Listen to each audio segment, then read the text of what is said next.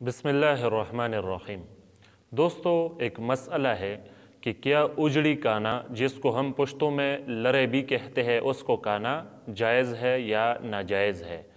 क्योंकि बाज़ लोग उसको नाजायज़ कह रहे हैं, तो उसका जवाब दे देता हूँ। दोस्तों, इस मसले में कि उजड़ी काना जायज़ है या नाजायज़ है, उनमें उलमा की 3 तबक़ात हैं।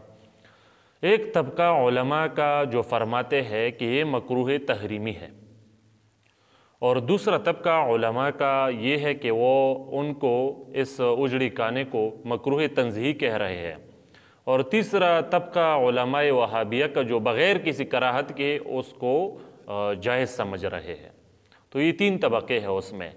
पहला जो तबका है उलमा का, वो ये फरमाते हैं कि उजड़ी काना इसीलिए नाजायज़ है, इसीलिए हम उसे मकरूह तहरीमी कह रहे हैं कि जो कपूरे होते हैं ना, कपूरे को शरीयत ने हराम करार दिया है, और हराम होने का सबब यही फरमाया है कि उससे पेशाब गुज़र जाता है, उससे पेशाब गुज़रता है।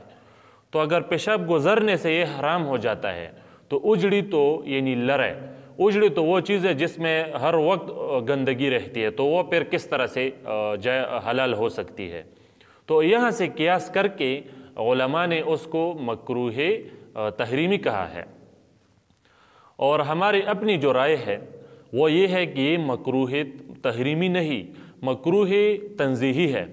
मकरूह तंज़ीही का मकसद मतलब ये है कि ये काना हराम तो नहीं है, हलाल है अगर किसी ने का लिया, लेकिन ये एक नापसंदीदा अमल है, ये एक गैर मुनासिब अमल है, और उसका न काना अफजल है।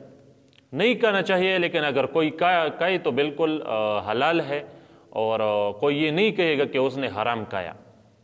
उम्मीद है सबकी तसल्ली हो गई होगी। वस्सलाम।